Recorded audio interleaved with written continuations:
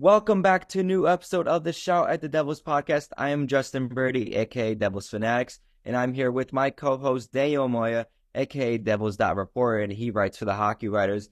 And Tom Fisher was no doubt on a mission this offseason, acquiring numerous amount of talent to help the Devils lineup going into next season. He's acquired two new bottom six players and arguably a top six player, two new defensemen, and a number one goaltender. So Fitzy made a promise that he was going to address these issues, and he is surely has done that this offseason. But we need to get into what the Devils lineup could look like next season, because there are a lot of question marks regarding who should be in the top six, bottom six, who should be the top pairing D-man, just a lot of questions in general, and we are going to get into that, starting with the Devils' top six. So right now, Jesper Bratt, Jack Hughes, Timo Meier, Nico Hischier are basically a lock to be in that top six. I think me and you could both agree with that. Yeah. And really, it's just what you want to do after that, because you acquired Tomas Tatar, which I think was a pretty good signing overall. But it's a question whether he could be in that top six or not. And also Dawson Mercer's another question mark. But the Devils still have to get him signed, but they will. But he was playing in the third line sometimes last season, sometimes the first or second line. It's just really the lines were put into a blender all of last season. But the Devils definitely need consistent, steady lines. And obviously, training camp, that's where you try to figure this out, and the preseason as well. So, Daniel, as of now, as in projection, I have Jesper Bratt, Jack Hughes, Timo Meier in that top line. And on that second line, we have Tomas Tatar, Nico Hischier, and Dawson Mercer. Give me your thoughts on those two line combinations for the top six. So I like those. Are you asking for my opinion? Yes, yeah, go for it. So my top line would be Andre Palat, Jack Hughes, and Dawson Mercer. I think Palat is a complementary player, and he's shown throughout his career, even though he's not a huge point getter, he's able to take those defensive responsibilities and work alongside higher end players. And for a top six that needs to be complete and to trickle down throughout the rest of the lineup, I think Andre Palat would be the most effective playing alongside Jack Hughes. And Dawson Mercer, even in his worst career season last year, I mean, he had over 20 goals, and we know he's capable of doing more than that. Really, basically a contract year most likely for him if they're just giving him a bridge deal. So that would be big. Or I think all three could work together and mesh really well. I don't like Timo Meier with Jack Hughes personally. I think they're both kind of play drivers, and I feel like they've been tried a few times and never really worked super well. So splitting them apart, I think, would also be good. And I know I get the idea of Tatar, Hischier, Mercer bring that line back together because it was so effective. But we can't be 100% sure if Tomas Tatar is going to be the same player he was 2 seasons back. I mean, he really struggled last season. I'm not saying I'm opposed to it necessarily, but to start, I feel like he'd have to earn that chance. And as a fairly defensive-minded person, I think him trickling down to the third line could lengthen the lineup a whole lot more. So Palat, Hughes, Mercer at the top, Meier, Hischier, Bratt. I mean, that's a dynamic line. Meier, the goal-scoring threat, Hischier, two-way guy, and Bratt is very sneaky good offensively himself. So I think that's a pretty complete top six. But the good thing is, kind of however they shake it out, I feel like there's a good chance it'll work out as long as everyone's healthy, because health was the key thing last season. It wasn't really a lack of offense. When players were in the lineup, offense-wise, they were producing.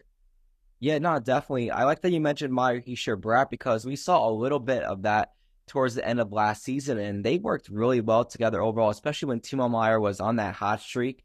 The only reason why I have Jack Hughes and Jesper Bratt together on that top line, because I just feel like they complement each other really well. They proved when they're on the ice together, it's just like the opposing defense better watch out, and they better be on their toes and ready, because those guys could drive the play easily. And then Timo Meier is a great front net presence. I get what you're saying with Jack Hughes and Timo Meier, because throughout their tenure with the Devils, they really haven't complemented each other that well.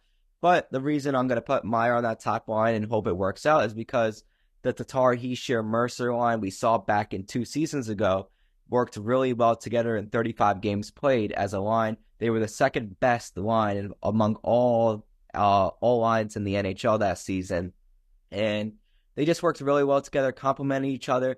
Were came up clutch in numerous situations for the Devils. But yes, as you mentioned, Daniel, we do not know what Tomas Tatar we're going to get. And that's what training camp and preseason is going to be for, to figure out whether or not Tomas Tatar is still a top six player.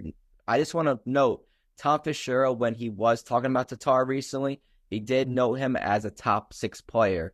So that's interesting to see. I don't know if he is going to be a top six player, but obviously we will see how this all unfolds. But no, undoubtedly, the Devils have a pretty good top six heading into next season. There are some question marks.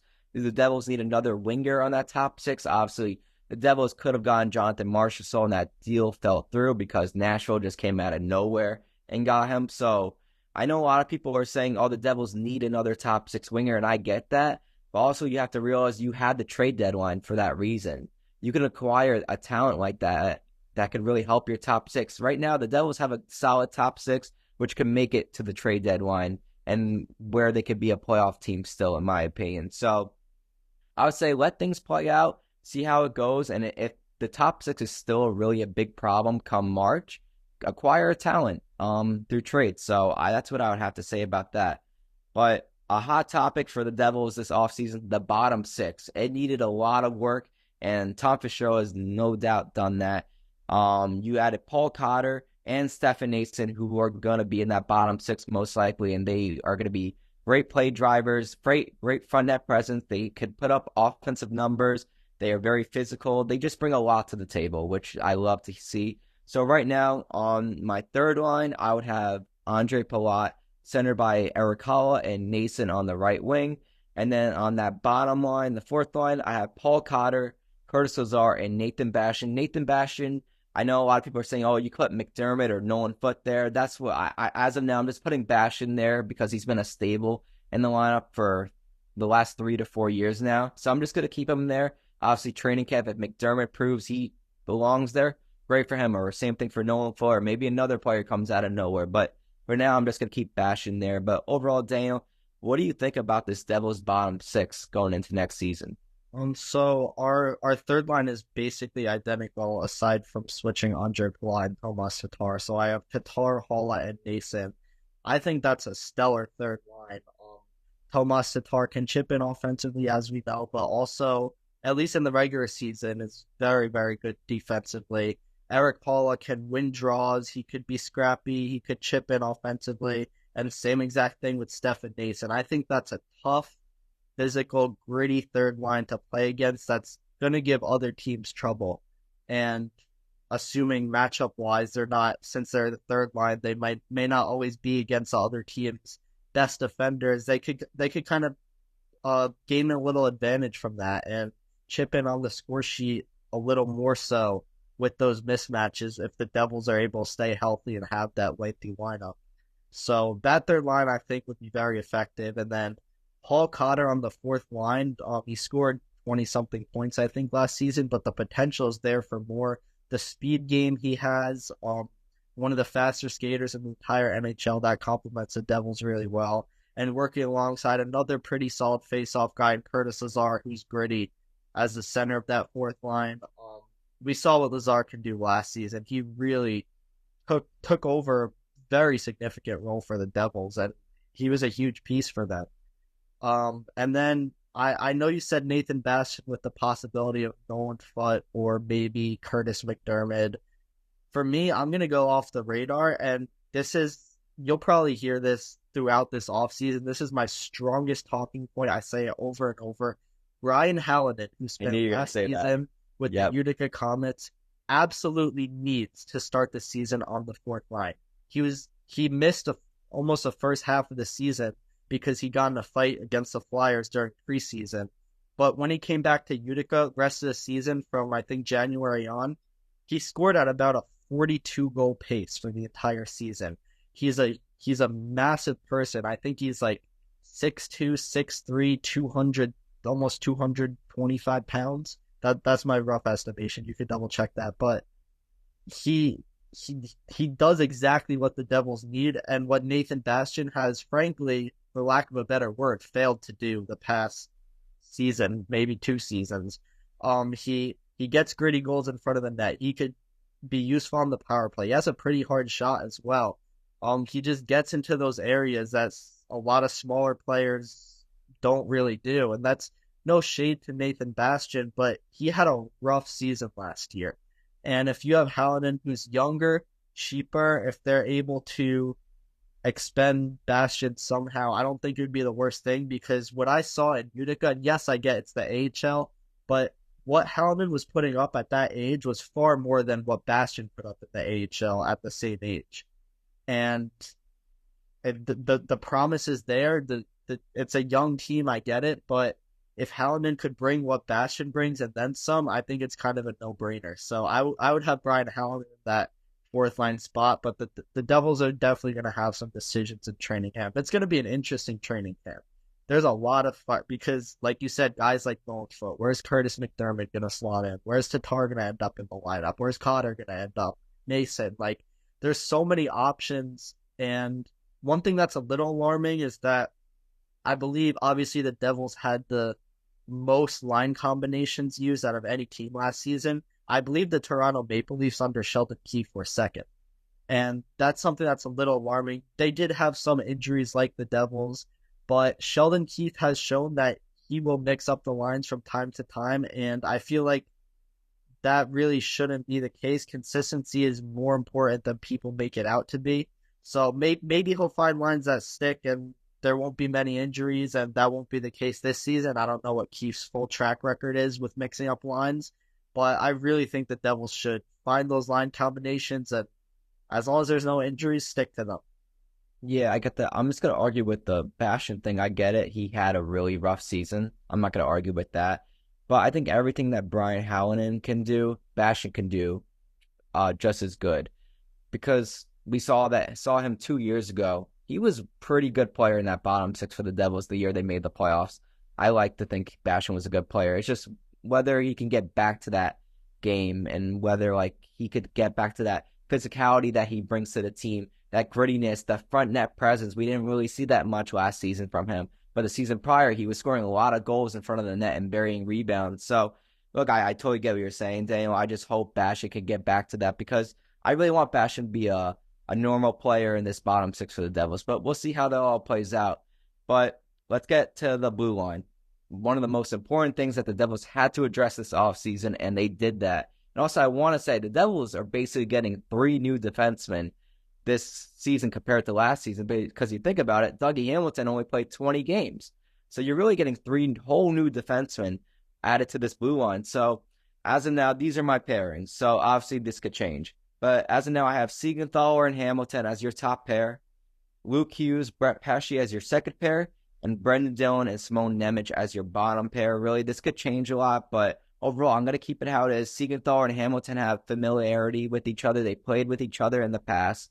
So I don't mind keeping those two together. And Luke Hughes and Simone Nemec really need a veteran defenseman to be with them to help grow their game and let them use their offensive game a little bit more. So whatever they lack defensively, Pesce and Dillon will pick up the slack for them a little bit. So I just want to note that. But those are my pairings as of now. Daniel, what about your pairings?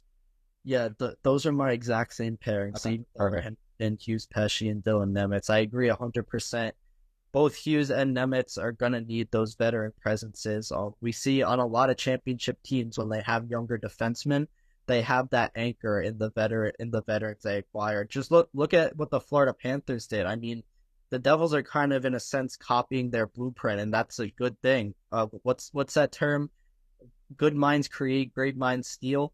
And that's exactly what the Devils are doing here, because the Panthers prioritized immediately right after they lost in the Cup final to the biggest Golden Knights. They went out and acquired 3 veteran defensemen, Nico Mikula, with the former Devil. I'm blanking right now. Dmitry Kulikov and Oliver Ekman-Larsson. And Oliver Ekman-Larsson. And those 3 were huge pieces of the Panthers' run to the Cup final. I mean, they were dynamite, and that's what we're seeing here kind of with Brendan Dillon and Brett Pesce. They're veterans, they've been around, they know how this league works. I believe they're both searching for their first cup.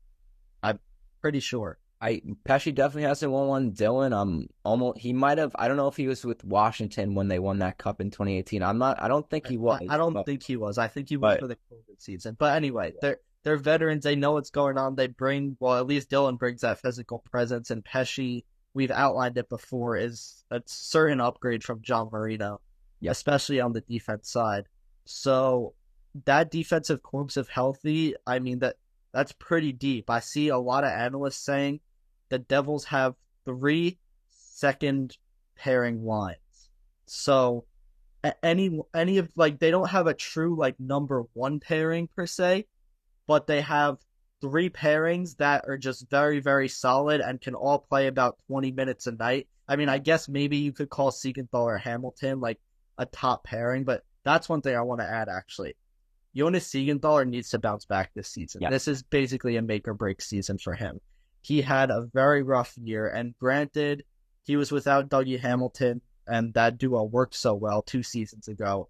But even from his the 2021-22 season to 22-23, Siegenthaler took a slight step down, and then last season 23-24 was an even bigger step. So he's been continually declining and has not bounced back to when he was widely regarded as arguably the best defensive defenseman in the league.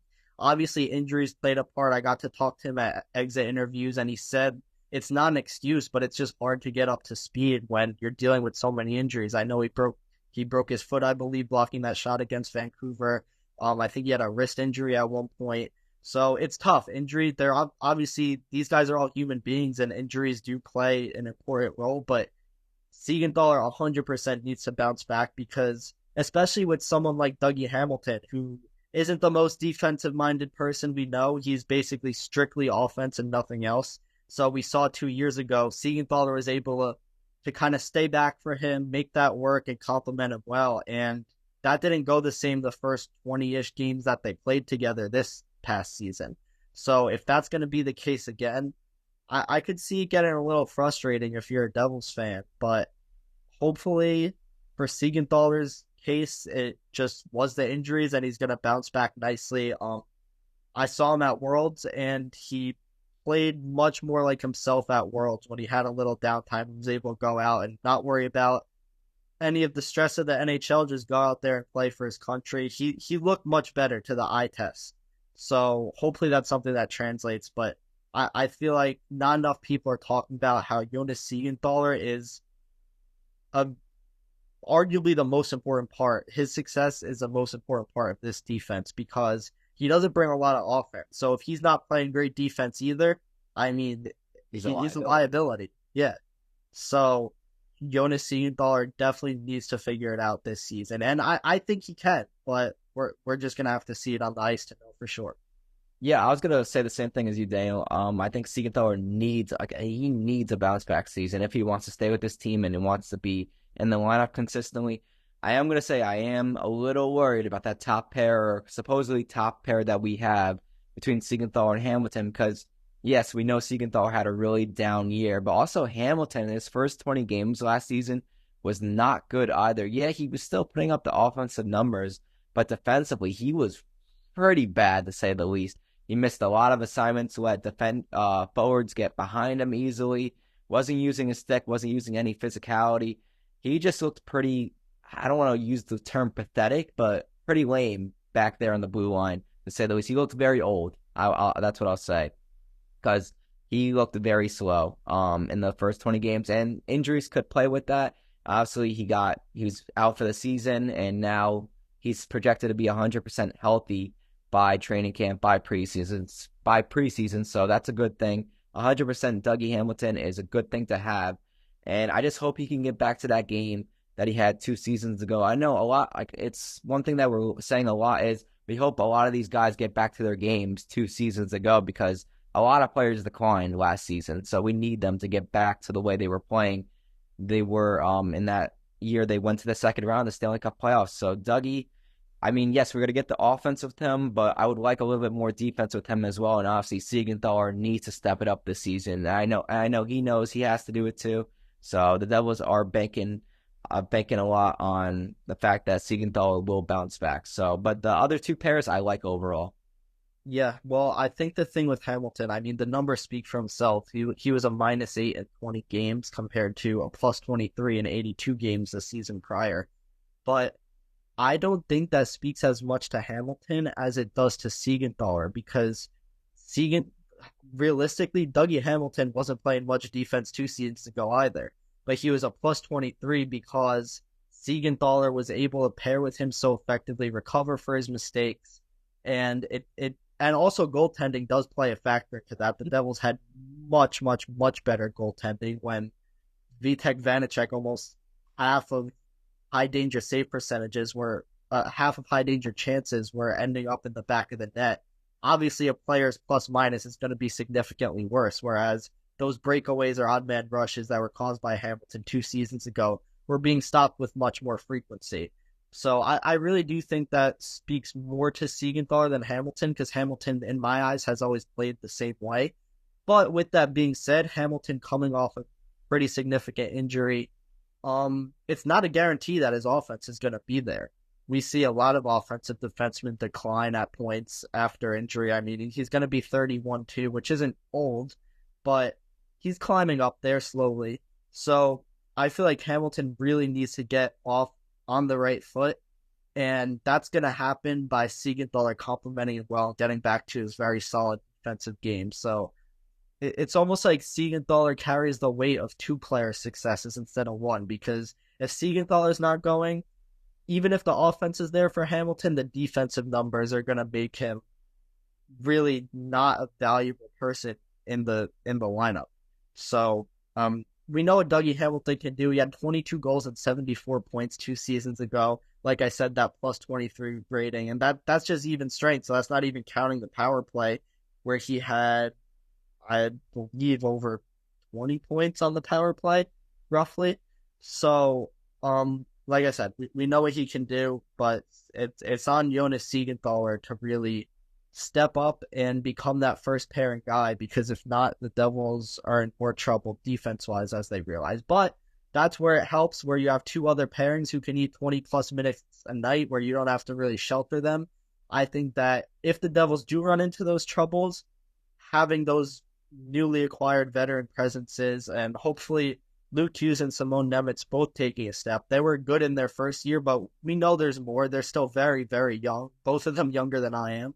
So if they take a step, the veteran presences don't regress and are able to do what they can do, the Devils will still be in a good spot. And then, like you said, the deadline, that doesn't just go for forwards, that goes for defense as well. They can make moves if need be. Yeah, exactly. And we're talking about the defense, but goaltending plays hand in hand when it comes to defense. And the Devils needed to address goaltending, and they've done that over the last 6 months. They acquired Jake Allen at the NHL trade deadline back in March, and they traded for Jacob Markstrom to be their number one goalie heading into next season. If you told me those two guys were the Devils goalie tandem last year, I'd be like, what the heck are you smoking? Because it's just like, it's crazy how it's changed from Vitek Vanacek, Akira Schmid, or possibly Nico Daws in the fold to two veteran goaltenders who it's just really crazy to see how much it's changed over the last year. But the Devils needed to do this, and Markstrom last season was arguably one of the best goaltenders in the league up until the trade deadline. And then you trade 3 defensemen away in Calgary, and then his numbers swindle down desperately. So the Devils are going to have to get good defense if Markstrom is going to get to be playing at that level that he did 3/4 of the way of last season. So, and same thing, Jake Allen. We saw a lot of great flashes from Jake Allen in the last 15 games of last season. Jake Allen won the Devils maybe 2 or 3 games, you could say. He stood up there. I mean, he, at one point, I remember in his first ever game as a Devil, he gave up the first 2 out of 3 shots he faced in Dallas. Didn't give up another goal after that. And ever since then, Jake Allen was pretty steady in net for the Devils. Had some arguably bad games, but overall, I thought he was pretty solid in his tenure with the Devils, considering that he is going to be a backup for the Devils. So, I mean, I feel much more confident in this goalie tandem heading into next season compared to last season, but There is still question marks whether the Devils could get good quality, consistent goaltending out of these two. But I think the good thing is Markstrom can give you anywhere between 50 to 60 games guaranteed. But same thing, Vitek Vanacek last season, we didn't know if he could do that. So now the Devils have a reliable goaltender that they know can give them a lot of games. And Jake Allen could give around maybe anywhere between 20 to 40 games as well. So the Devils have options there. They still have Nico Dawes, let's say an injury happens, so they have some depth there. But Daniel, how are you feeling about this goalie tandem as of now? Well, this account on Twitter, ClearSight Analytics, is pretty popular account, followed by Kevin Weeks, Martin Brodeur, some other big analytics accounts. They released their advanced numbers for goaltenders last season. Jacob Markstrom was number 1 in the NHL. His expected save percentage based on the chances that Calgary allowed was .878. He saved 907%. So that's not even close. Yeah. He was basically completely hung out to dry on a multitude of occasions, and he won the Calgary Flames so many games. He was spectacular, and this is ahead of guys like Igor Shesterkin, Jeremy Swayman, etc. So those are big names, and I'm not saying I 100% think based on one chart that Jacob Markstrom is the best goalie in the league, but that would definitely make sense why Tom Fitzgerald was so keen on adding him. So, he did in New Jersey. Markstrom was pretty solid when he played against the Devils, got the win, and we know what he's a veteran. He's had playoff success in the past. He's exactly what everything you mentioned, the veteran presence that the Devils needed, a true number 1 goalie with little to no question marks, as long as obviously he's healthy. Health is always an important thing with goalies, but it's a move that the Devils had to make, and the fact that they didn't mortgage their future doing so, they just gave up Kevin Ball and a first-round pick, which in a perfect world is a pretty low pick next season. Markstrom is going to be a great add for the Devils. He seemed pretty excited in his press conference to be able to finally be with the organization and put all the drama in Calgary behind him with the trade that never happened and all the rumors and stuff like that. I think Markstrom's going to be great. Now, Allen, I think he'll be a solid backup. As a number 2 goalie who can give you length, who can play, like you said, maybe 25, 30, even 40 games in a season. I don't think he'll play that many if Markstrom's playing well. But he's capable of doing that. He's just a rock-solid veteran presence. I'm still on team should have kept Kaapo Kähkönen over Jake Allen.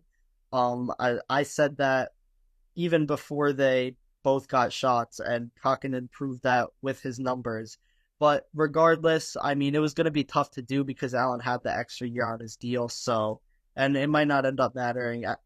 Just because I wanted Kähkönen more doesn't necessarily mean that Allen is going to be a bad backup, because I think he'll give you exactly what you want. Just he's not going to be making these. He's not going to have like a .930 save percentage. He's not going to be winning the Vezina or anything, but he's going to be giving you that presence you can rely on, and you're not going to have to hold your breath every time a puck's near the net, like you had to do with, say, Vitek Vanacek or Akira Schmid, who, by the way, in that same graph, that same chart, was bottom 5 in the entire NHL. Akira Schmid, and Devils now moved on from him.